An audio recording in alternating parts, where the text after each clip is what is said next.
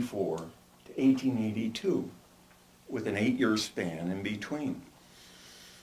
And what happened during that time period was more or less the genie got out of the bottle. There was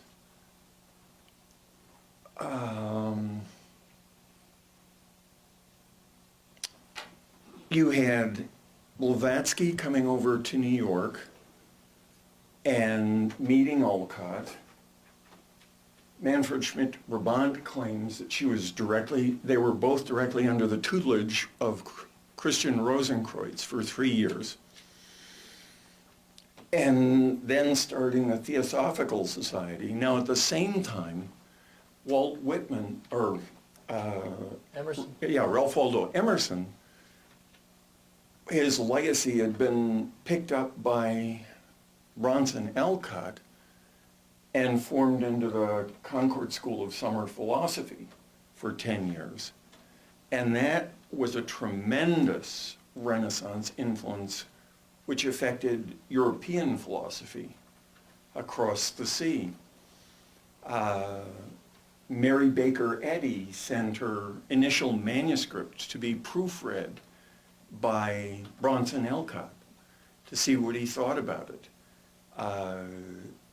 What, to my mind, was going on during that period was that in the Council of 869 in Constantinople with the church, spirit was banned. In the 11th canon of that council, they basically said, you may have body and soul, but spirit is to be if you do use it, it has to be theoretical, abstract, symbolic, or metaphorical. If you treat it as an autonomous real-time function, you're out. You cannot be in here. It was technically over a debate, argument with a character named Photius, and the church claimed he was trying to produce a dual soul. But the issue is much larger behind that. And that was the permanent separation of the Eastern and Western Church from the point of that council. The Eastern Church took spirit and guarded it, developed it, and in the Western Church it became a heresy.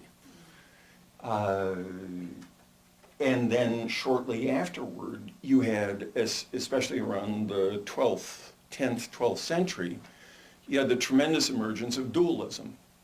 You eliminated the Trinity and you lapsed into dualism, the heaven and hell vertical dualism, and you had to pay your tithe and cover your bets in the mutable soul realm.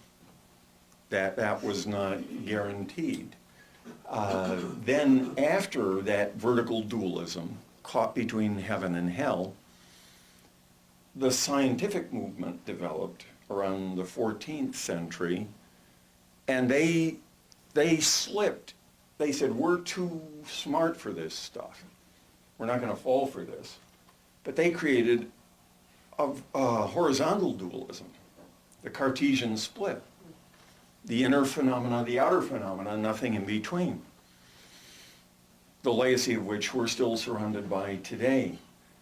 And then, in this double Venus transit of 1874 to 18